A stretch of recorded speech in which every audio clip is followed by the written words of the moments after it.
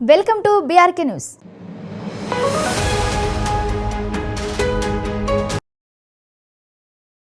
ఉత్తరప్రదేశ్లోని ప్రయాగ్రాజ్లో చాలా మంది ఫేమస్ అయ్యారు. అందులో ముఖ్యంగా మాట్లాడుకోవాల్సిన వారిలో ఖచ్చితంగా ఆయన పేరు విని చూసి ఉండరు. ఇక ఇటీవల ముగిసిన మహాకుంభమేళా. ఈ మహాకుంభమేళలో ప్రజాదరణ పొందిన వ్యక్తి ఐఐటి బాబా. ఈయన అసలు పేరు అభయ్ సింగ్. తాజాగా నోయిడాలో ఓ టీవీ ఛానల్కు ఇంటర్వ్యూ ఇస్తుండగా కొంతమంది గుర్తు తెలియని వ్యక్తులు ఆయనపై దాడి చేశారు. ఈ ఘటనతో అభయ్ సింగ్ పోలీసులకు ఫిర్యాదు చేశారు.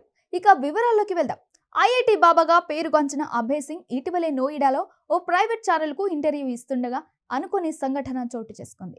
ఇంటర్వ్యూ జరుగుతుండగానే కొంతమంది కషాయ దుస్తులు ధరించిన వ్యక్తులు అకస్మాత్తుగా అభయ్ సింగ్ పై దాడికి పాల్పడ్డారు.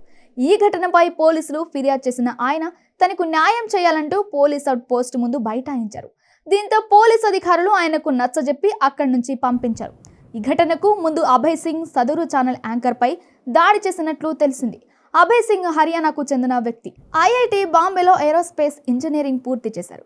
కొంతకాలం ఓ ప్రైవేట్ కంపెనీలో ఉద్యోగం చేశారు. అయితే ఆధ్యాత్మికత పట్ల ఆకర్షితుడై తన ఉద్యోగాన్ని వదిలి సన్యాసాన్ని అంగీకరించారు.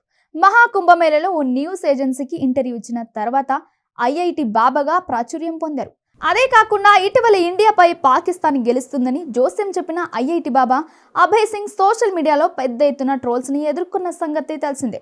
ఈ క్రమంలో ఆయన టీమిండియా అభిమానులను క్షమాపణలు చెబుతూ ట్వీట్ చేశారు. కోహ్లీ సెంచరీ సెలబ్రేషన్స్ ఫోటోలను ఎక్స్లో షేర్ చేశారు. ఇది పార్టీ టైం అని ప్రతి ఒక్కరూ సెలబ్రేట్ చేసుకోవాలన్నారు. కాగా మహాకుంభమేళలో ఈ బాబా ఫేమస్ అయిన సంగతి తెలిసిందే. అభయ్ సింగ్ హర్యానా రాష్ట్రానికి చెందినవారు. ముంబైలోని ఐఐటి బాంబేలో ఏరోస్పేస్ ఇంజనీరింగ్ పూర్తి చేసి కెనడాలో లక్షల జీవితంతో ఉద్యోగం చేశారు. అయితే ఆధ్యాత్మికతపై ఆసక్తి కారణంగా ఆ ఉద్యోగాన్ని వదిలి సన్యాస మార్గాన్ని ఎంచుకున్నారు ఐఐటి బాబా. ఇలాంటి మరిన్ని వీడియోస్ కోసం బీఆర్కే న్యూస్ తెలుగు సత్తా ఛానల్ని సబ్స్క్రైబ్ చేసుకోండి.